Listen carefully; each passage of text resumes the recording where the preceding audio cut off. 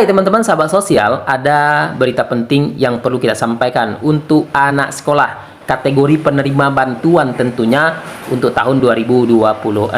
Kita sampaikan informasi penting ini. Ada surat yang diterbitkan langsung oleh Kementerian Pendidikan Dasar dan Menengah lewat Pusat Layanan Pembiayaan Pendidikan. Jadi teman-teman sahabat sosial, di tahun 2026 bantuan reguler segera tersalurkan tentunya. Kembali di channel Emril Media, kita sampaikan informasi detail terkait program bantuan reguler, bantuan untuk anak sekolah. Nah teman-teman sahabat sosial semuanya, jangan lupa ya, kita sampaikan terlebih dahulu. Bagi teman-teman yang baru join di channel ini, tekan dulu tombol subscribe-nya dan nyalakan lonceng notifikasinya. Terima kasih atas support dari rekan-rekan semuanya.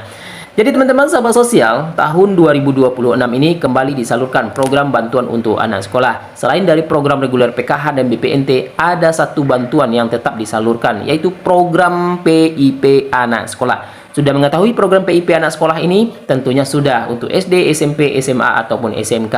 Nah, teman-teman sahabat sosial, kita sampaikan terlebih dahulu ya, dasar-dasar untuk program PIP anak sekolah ini. Program PIP anak sekolah disalurkan dengan kuota 18,6 juta siswa, hampir 18,6 juta siswa.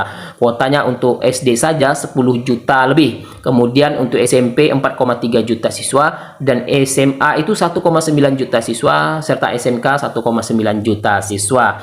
Nah, teman-teman sahabat sosial, bantuan PIP anak sekolah ini tentu berbeda-beda bantuan yang diterima. Untuk SD saja 450.000, SMP 750.000, dan SMA ataupun SMK 1,8 juta rupiah. Jadi teman-teman sahabat sosial, sudah cairkah teman-teman bantuan PIP anak sekolahnya di tahun 2025? Proses penyaluran diperpanjang sampai 31 Januari 2026. Apalagi yang baru melakukan proses aktivasi rekening, yang belum melakukan aktivasi rekening, masuk dalam data SK nominasi, segera lakukan aktivasi rekening karena penyaluran masih ada waktu 13 hari lagi teman-teman sahabat sosial. Nah teman-teman, tahun 2026 ini ada penambahan kuota. Kita jelaskan, ada penambahan kuota untuk jenjang murid TK.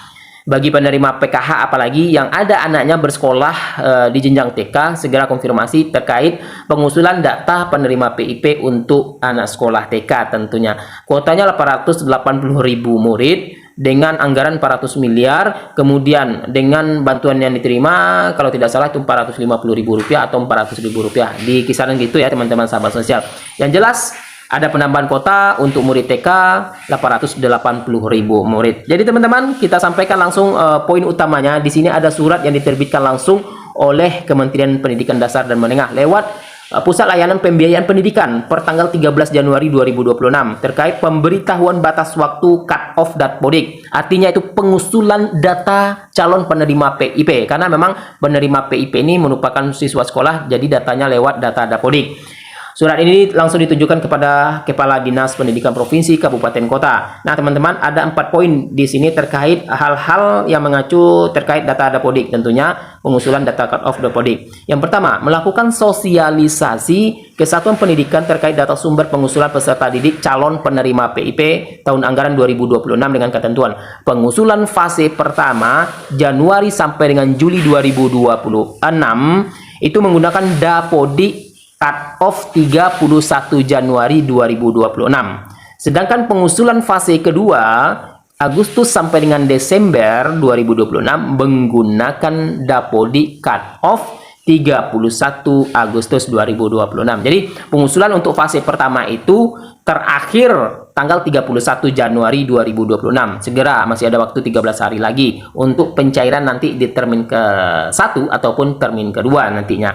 Kemudian untuk pengusulan fase kedua itu terakhir 31 Agustus 2026. Jadi teman-teman masih ada waktu ya teman-teman. Kemudian poin kedua, mendorong satuan pendidikan agar melakukan seleksi verifikasi peserta didik dari keluarga miskin rentan miskin sebagai calon penerima PIP tahun anggaran 2026 secara objektif dan transparan. Poin yang ketiga, mendorong satuan pendidikan agar peserta didik pada butir 2 di atas ditandai dengan status layak PIP dan mengisi alasan layak serta memutakhirkan variabel data mandatori usulan PIP seperti NIK, NISN, tanggal lahir, nama ibu kandung, jenis pekerjaan orang tua, dan penghasilan di Dapodik sebagai data usulan calon penerima PIP tahun 2026 di tingkat satuan pendidikan secara lengkap, valid, dan logis. Yang keempat, data sumber pengusulan peserta didik tahun anggaran 2026 oleh Dinas Provinsi dan Dinas Pendidikan Kabupaten Kota untuk fase pertama menggunakan Dapodik Cut-Off 31 Januari 2026 dan fase kedua menggunakan Dapodik Cut-Off 31 Agustus 2026. Nah, teman-teman, ini 4 poin terkait pengusulan data untuk calon penerima PIP tahun anggaran 2026. Semoga teman-teman yang layak PIP dapat menerima program PIP di tahun 2026 ini. Segera lakukan pengusulan dan konfirmasi ke operator Dapodik sekolah. Terima kasih, semoga bermanfaat. Jangan lupa di-share informasi ini. Wassalamualaikum warahmatullahi wabarakatuh.